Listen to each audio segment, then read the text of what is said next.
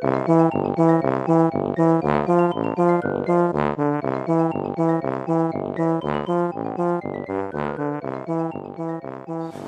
teman-teman, jumpa lagi dengan saya Kaito dari Wagala Yogyakarta yang diculik oleh Ivo Tani dari KIPI, Komunitas Ikan Predator Indonesia. Sekarang saya ada di tempat saudara Iwan Susanto yang ada di Ciledug untuk tanya-tanya tentang ikannya yang baru tuh. Kabarnya tuh ada ikan baru yang dari Sumatera, namanya rahasia dulu deh.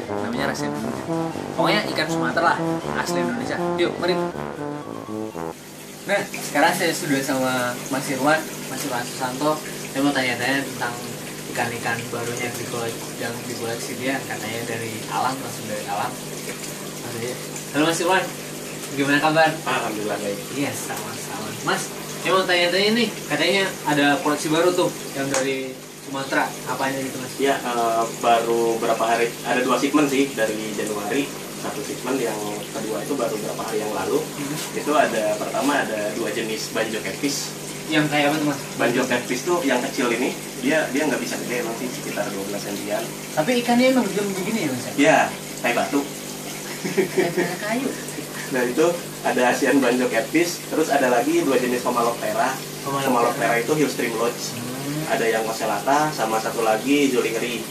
Ada satu lagi, satu jenis Glitothorax. Glitothorax itu orang Jawa sih bilangnya kekal. Oh, nah itu kan, okay. Nah agak beda sih, beda di motif sama beda spesiesnya juga gitu. Terus apa lagi tuh Mas? Selain ini, selain yang Asian banjo, ada yang kemarin sih bareng ada Bagarius juga. Bagarius tapi masih kecil, ukuran 10 sampai 12 cm, sama ada Tibak juga. Tibak itu kayak apa tuh Mas? Tibak itu kalau orang ngelihatnya ikan mas ya. Ikan mas, cuma motifnya beda gitu lah. Oh gitu. Dan itu asli dari Sumatera. Lokal berarti Mas ya. Iya. Terus kenapa milih ikan lokal gitu Mas? Kalau saya lihat sih kebanyakan penghobis suka yang dari Afrika lah, dari Amazon lah. Jadi yang begitu. Orang itu kan kadang pelihara ikan itu gara-gara gengsi. Oke. Mau yang mahal-mahalan, keren-kerenan, giginya paling gede gitu. Iya. Nah itu kan, cuma saya nggak itu mungkin beberapa tahun yang lalu saya juga gitu, masih koleksi yang namanya Goliath, Pitatus, ikan-ikan kayak langpis, kayak mara, apalah segala macam, masih mainan ke arah situ. Cuma lama-lama kan orang jenuh juga tuh. Lama-lama ketemu juga kita tuh sukanya di mana sih? Nah kebetulan ternyata setelah saya pelajari ikan-ikan lokal juga itu banyak yang unik, banyak yang jarang orang pelihara gitu. Nah daripada kita belikan mahal-mahal dari luar, ya, atau ujung-ujungnya kalau salah perawatan mati juga, kenapa kita nggak melihara ikan lokal aja gitu. Iya. Pertama lebih murah, lebih bisa dibilang sih lebih gampang dapatnya kalau kita tahu tempatnya, sama adaptasinya juga kan lebih enak. Airnya kan ya namanya air ikan lokal, pasti parameter airnya lebih beda lah sama yang di rumah kita. Gitu. Dan itu juga sebagai apa sih namanya, pelestarian juga nggak sih Mas?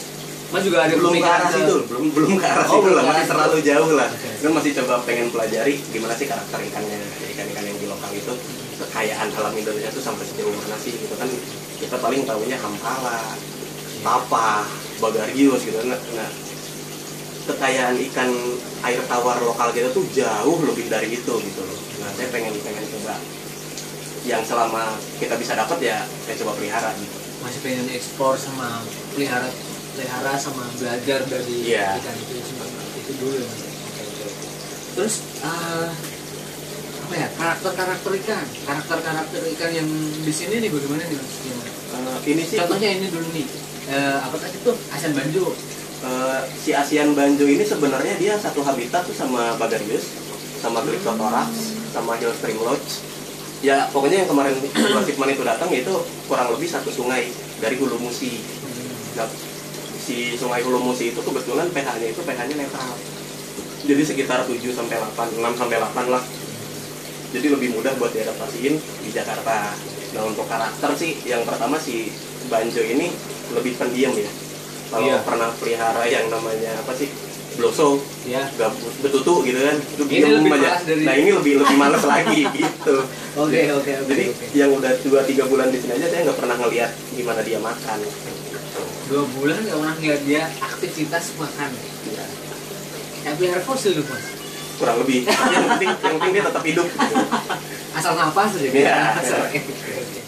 Terus kan ini dari beberapa jenis tadi tuh banyak banget, mungkin hampir semua deh yang dari tangkapan liar dan dari Sungai Musi ya mas ya. Itu bagaimana cara penanganannya si ikan itu sendiri sampai dia bisa hidup di sini tuh? Nah itu emang agak beda sih ya sama kalau kita beli ikan di toko ikan yang udah lama adaptasi sama air di daerah kita gitu. Pertama sih kita harus tahu dulu, nggak harus mempelajari sampai mendalam banget parameter air di sungainya. Ya seenggaknya ya di pH sama TDS-nya itu kita tahu sedikit lah gitu loh. Sama karakter airnya tuh kayak gimana, entah berarus atau oksigennya tinggi atau gimana, kita pelajari itu dulu. Nah kita coba diadaptasiin di sini sesuai dengan parameter yang di sana. Dan pas ikan datang kita nggak bisa semena-mena langsung ikan itu masukin ke akuarium gitu. Masalahnya parameternya pasti beda kan? Nah itu. Jadi pas ikan datang itu kita harus ada proses dripping dulu. Proses dripping itu intinya sih mengadaptasikan air di akuarium kita ke si ikan yang baru datang. Jadi sebisa mungkin pokoknya airnya itu kita masukin sedikit-sedikit ke dalam plastik. Biasanya sih saya nggak masukin ke dalam plastiknya, saya tampung di dalam styrofoam gitu, dimasukin semua ke situ. Nanti saya biasanya pakai selang kecil, selang aerator kecil. Saya ambil airnya itu dari akuarium utama. Dan dari akuarium yang di rumah kita lah. Nah itu kita masukin sedikit-sedikit. Ini kan bisa diatur. Ini bisa diatur tetes gitu. Nah itu proses dripping itu gimana caranya sampai bisa air akuarium kita itu sama parameternya dengan air ikan yang baru nyampe gitu. Itu makan waktunya sih cukup lama, minimal seenggaknya 3 jam sampai mungkin 1 hari gitu. 1 hari? Iya, pernah ngalamin 1 hari mas? 1 hari saya pernah itu ikan dari Bogor. Deket sih Bogor sama Jakarta deket, cuma di Bogor itu pH airnya itu sekitar 4,5 sampai 5,5. Nah di Jakarta bisa 9. Nah itu otomatis makan waktu yang lebih banyak. Terus kan apa ya? Kan dari ikan tangkapan alam tadi tuh nggak bisa langsung dicelupin ke dalam akuarium kita tuh. Itu pasti ada apa ya? Kalau kita nggak awas gitu, nggak hati-hati gitu kan pasti ada resiko sih yang selain mati lah mas. Itu resikonya apa aja tuh kalau handling ikan alam? Pertama sih kita kasihan sama ikannya. Soalnya kan yang namanya orang juga kan biasa hidup di daerah tropis, terus masuk kita ke daerah subtropis, itu kan pasti ada adaptasi. Kita pakai jaket, misal di dingin di Eropa lagi musim salju, kita pakai jaket yang lebih tebal. Nah ikan nggak punya jaket, gitu. Makanya harus kita yang bikin biar si parameternya itu bikin senyaman mungkin sama dia. Nah biasanya ikan kalau nggak nyaman dia ngeluarin selaput lendir gitu, lendir gitu. Nah nantinya justru malah bikin bakteri nempel di situ, ikannya penyakitan mati gitu. Jadi harus benar-benar ya gimana caranya kita bikin si ikan itu nyaman di akuarium kita. Berarti emang kita harus tahu ikannya sendiri dan juga kita harus tahu ilmu apa ya namanya, ilmu penanganan air mungkin. Nah itu jadi kadang orang itu kan maksa saya suka sama ikan South America. South America itu padahal kita tahu pH-nya tuh sekitar 5 sampai 6. Misal saya pengen punya Orinoco altum gitu kan. Altum itu kan pH-nya di sana bisa 5. Nah, dipaksain di Jakarta yang pH-nya 9. Udah gitu penanganannya asal-asalan. 1 bulan, 2 bulan ikannya mati. Kayak gitu. Jadi pertama yang harus kita tahu tuh, kita tahu diri dulu deh. Air di rumah kita tahu tuh diri dulu untuk sebelum kita pelihara ikan. Jadi parameter air di rumah kita tuh kayak gimana sih? Kalau misalnya parameter air di rumah kita tuh sekitar pH-nya, minimal pH deh, soalnya parameternya kan terlalu jauh ya, terlalu luas. Yang minimal pH dulu deh, pH dulu.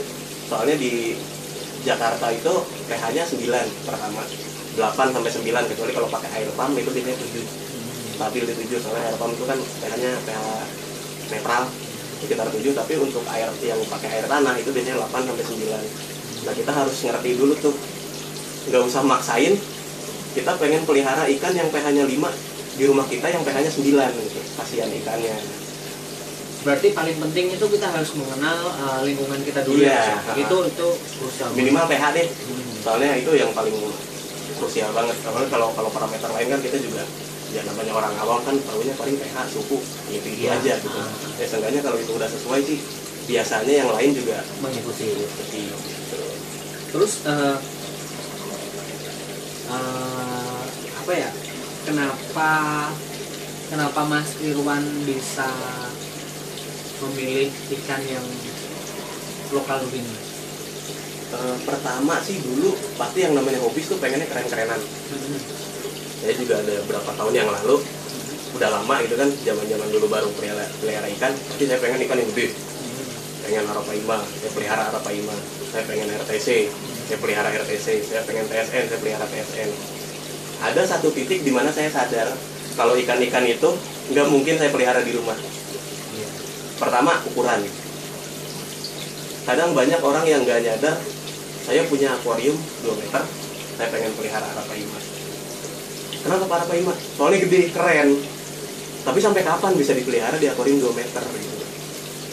Nah itu, jadi dari hal-hal kayak gitulah, dari zaman dulu ya pasti namanya hobi kan, awal pengen keren-kerenan, pelihara buaya, pelihara tatus apa segala macam gitu. Nah ada satu titik di mana saya sadar kalau ya ikan itu nggak bisa hidup di sini. Walaupun bisa hidup, air bisa mengikuti, cuma tempatnya nggak nyaman buat dia. Nah makanya akhirnya saya lari ke ikan-ikan lokal yang snack size-nya itu nggak terlalu besar, ya paling 12 cm, 15 cm, 20 cm. Jadi disesuaikan sama tempat saya yang nggak terlalu besar juga gitu. Lebih mencintai produk lokal.